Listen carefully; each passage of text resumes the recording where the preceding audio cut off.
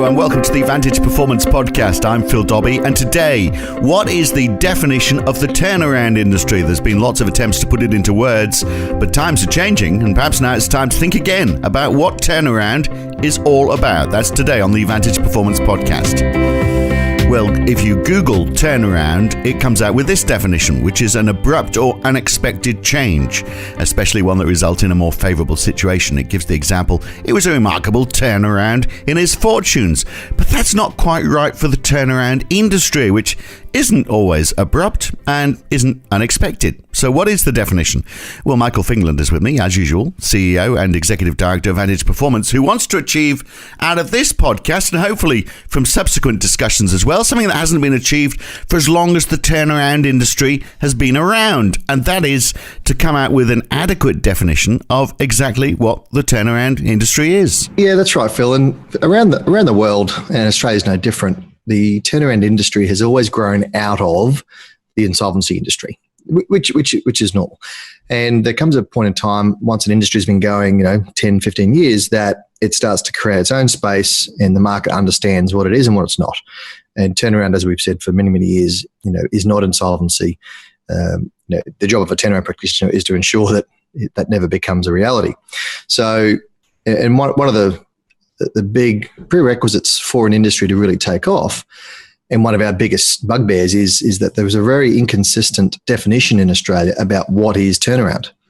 Around the world, even in certain organisations, there's multiple different definitions, and it's very hard to take a movement forward if there's not one clear message about what this movement is all about. And that's what we want to talk about today. So those definitions that do exist are still tied up very much around trying to avoid insolvency, are they? Yeah, they are. And then we can rattle off half a dozen of the major ones that are used. And if give us some of the bad ones. Well, I won't name names, but often they talk about moving you from insolvency to solvency. Now, as you know, we've talked a lot and studied a lot and researched a lot about how to encourage directors to seek help earlier, that whole early intervention piece.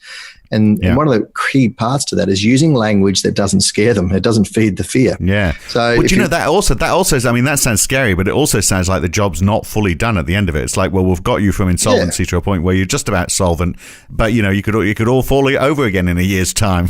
Exactly. And so for a long time, and Australia's we're no different here. We've followed a typical pattern of industries, of turnaround industries around the world.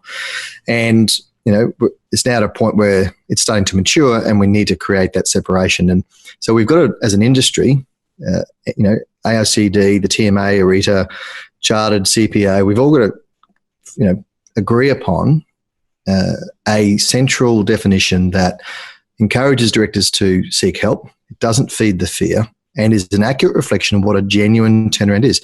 A turnaround is not always just turning a loss-making business or a business in crisis back to profit. It could be a business that is making a mediocre profit, but is leaving a lot of profit on the table because they're not sweating their business properly. So rather than making $1 million a year, they could be making 10. So that's a turnaround. But would those companies be even aware that a turnaround industry existed? Probably not. And that sort of brings me to a model which a lot of our listeners will have heard of before, which is the law of diffusion of innovation, which is very, very quickly, you have your early, your innovators, which are the 2.5% of the population. Then you have your early adopters, which is 13.5%, the early majority, the late majority, and then the laggards. So, turnaround as an industry is in that sort of crossover between innovators and early adopters.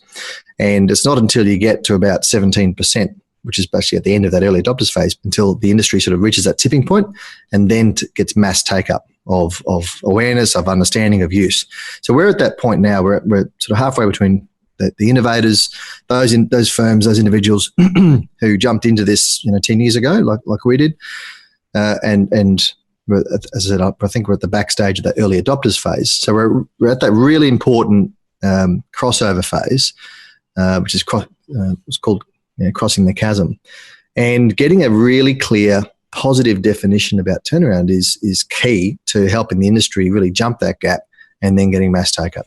And that's that it can be for everybody, unless you are the most efficient company in the world, everyone can benefit from it, which is a long, long way from saying, yes, we're going to take you from insolvency to solvency. Hence the need for this definition. Yeah, that's right. And it's not just about solving a crisis. For a turnaround to be truly successful, it needs to be sustainable. And that means the company's still trading. It's still, if it was going from loss to profit, it's still trading, 1, 2, 3 years, into the future once you've finished your job. So that's the marker of a genuine turnaround, not just a temporary liquidity fix. And I guess is it financial? Is it management? Is it strategic?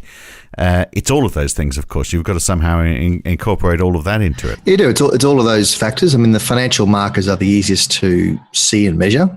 And that's why, at Vantage, a definition of success is, as I said before, the business has to be trading, several years into the future. So that's when the turnaround is embedded, it's sustainable, it's repeatable, and you've dealt with those issues of the past, and made those fundamental big changes in strategy that you needed to do to right the ship. Right. And I think I remember you saying, if it wasn't you, it was someone else, very wise, which is why I assume it was you, saying that, if you're looking at the definition for something, you've got to look at the outcome. Forget about the journey. People just care about the outcome. They do. We did touch on this in a recent podcast. So it's all about the outcome. And that's why, when you're looking at what does a sustainable turnaround look like, that's the outcome. And the outcome's not just, there's obviously a lot of art and science in turnaround to ensure a business gets through whatever financial or operational crisis it's going through. But the outcome is what directors are looking for, what financiers are looking for, what the government's looking for. I mean, the number of companies that collapse every year, 10, 12,000 a year, that's a huge, huge drain on government coffers.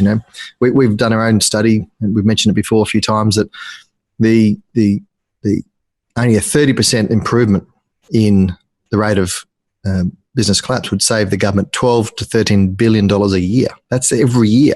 So this is such a huge, huge opportunity if we can get it right, and we can change policy, government policies, we can change industry policies, we can do things like this to get a really clear consensus definition out there that doesn't scare directors, doesn't feed the fear, encourages them to seek help.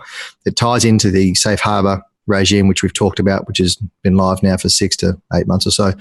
This is all around getting a really clear consensus around how to help businesses, how to identify them, how to get access to them, to assist them going through some of the key challenges that they're facing. So can I have a go then? So I'm wondering whether you'll need to change the wording on this, but it is about the turnaround industry is all about making sure that companies can operate more efficiently and stay out of trouble. Yep, that certainly is heading in the right direction, Phil.